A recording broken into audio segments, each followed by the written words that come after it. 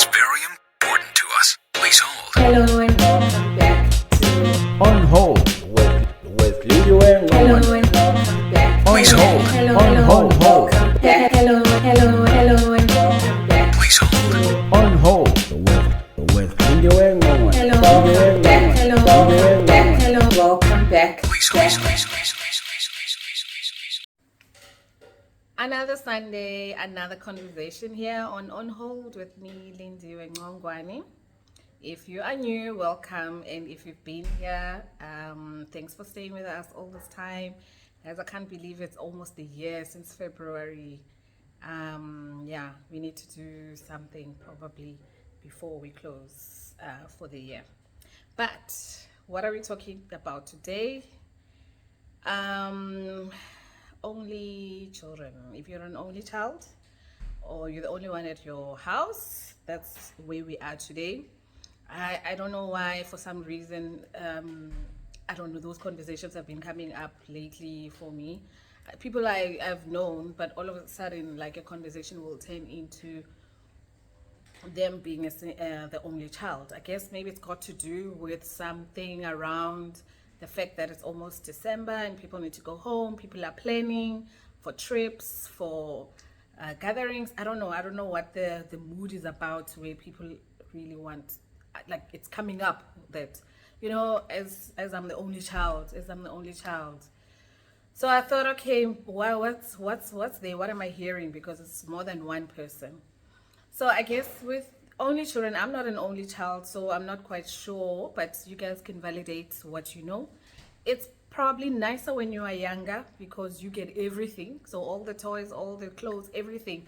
Your parents just exist for you. Everything they do is for you. And also when you're a parent, raising one child is cheaper, first of all. Ask me, I know just one child going on camp for a week, you can see the difference in the food, in everything. So raising one child is cheaper, obviously, with the economy also going wild and things becoming so expensive. So as parents, you choose to have one child because at least you can give that child everything from school to clothes, everything, anything they need, right? But I think this we're talking about from a relationship point of view. What I've also realized is that if you're an only child, you are either always maybe raised with your cousins or other family members, so that you're not always alone, because you can imagine when you're on your own in the house, it's either boring, you don't get stimulated, or etc. Or you grow up with a nanny, so you're always with your nanny because there's no one else, and nanny is the only person that's going to live with you whilst the parents try and go and work and everything. But let's see. So now you grow up with cousins. There's always people around you at that stage. The nice part is getting everything, and anything is yours. The last piece of yogurt is yours. Anything, sweets, chocolates, clothes, toys, you get.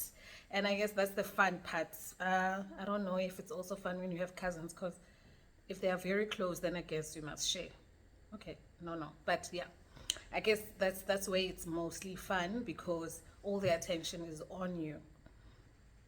But I guess it gets tricky when you grow up, because when you grow up, the same cousins or the same people that were around you kind of grow up as well, and you probably grow apart as well, or you don't have the same lives, or you don't have the same paths in terms of where you are. So you no longer become that close, as you were as kids and everything, because everybody has got their own lives at the time. And I guess that's where it gets a little bit lonely, and especially if you don't grow up maybe to marry or get a partner or children, it gets even lonelier. I've seen, I'm not generalizing, but I've seen some people that are probably were the only children. When they get their own families, they make sure they go big.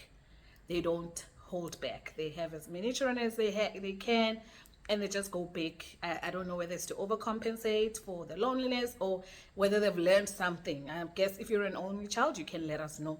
Why do you want to go big? Is it because you know something that we don't know, and want for yourself? You choose not to let your children grow as the only children. Is it even about your children?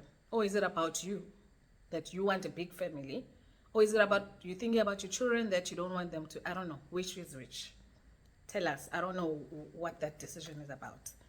But on the other hand, if then you are the only child and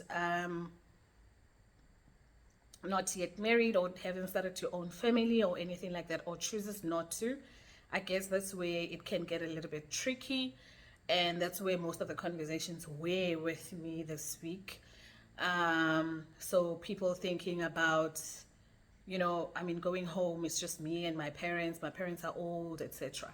So you hoping your friends, your neighbors, people you grow up with will also come home and be there so that you're not bored, or your cousins can come home so that you don't get bored. I think with another person, their worry was that the fact that they wanted to improve their home, but it gets so difficult because they are on their own. They're alone. So you don't have a sister who can say, how about we do this? Where do we start? What is going to be the best way around this? What do you think? Come up with ideas, or a brother who will say, okay, let's start. Do we start this year? Do we start next year? What do we do? Like, just somebody to bounce off ideas with, but also to join hands with in times like that, or in a task or a project like that, So it kind of starts and stops with you financially. You have to think on your own and you have to execute on your own. And you can, obviously, you will get people who you can bounce things off, but the fact that you are on your own, like you don't have any other sibling to talk to about that. Yes, you can talk to your best friend, your best cut, but at the end of the day, the main responsibility or the main project remains with you. You are the one to start, you're the one to execute, you are the one to do this stuff. And one other person I spoke to, I think the parents have passed on. So that void then becomes there, because it's like there's a family home.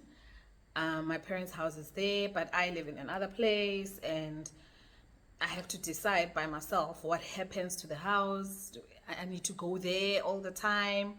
I need to take care of them, make sure that it's still in good condition. At the same time, take care of my house and my family. And there's no one else. I do ask the neighbors to do this and this, but at the end of the day, it's me. It's me that has to look out for all of that. I have to be the one thinking about the house. I have to be the one worrying about the house. I don't get to relax and say, maybe my brother or my sister or whoever is also worried, who can also go check and say, hey, I went home and then this is what I found. It's probably nothing like that. People may see something and let you know, but they won't really act to that point. But I guess it's the burden and the responsibility that you carry by yourself when it's times like that, or when it's issues like that. And that's where it becomes a little bit lonely and a little bit alone. I can imagine if the parents are not there as well. Yeah, I mean, your family can be there, your cousins can be there, but as you grow older, they also focus on their own parents, I guess. They focus on making sure that their homes, their parents are fine. They've got their own issues with their own parents, and as much as they can support you, at some point you do see that you are on your own. So yeah, I'm not like I said, I'm not an only child, but I think I can just imagine the pressure that comes with all of that, and you hoping that people are going to support you when you need them to, hoping that people are going to be there for you when you need them to. Yeah, or sometimes having to overextend yourself to people because you need their help, because there's no one else who will worry with you.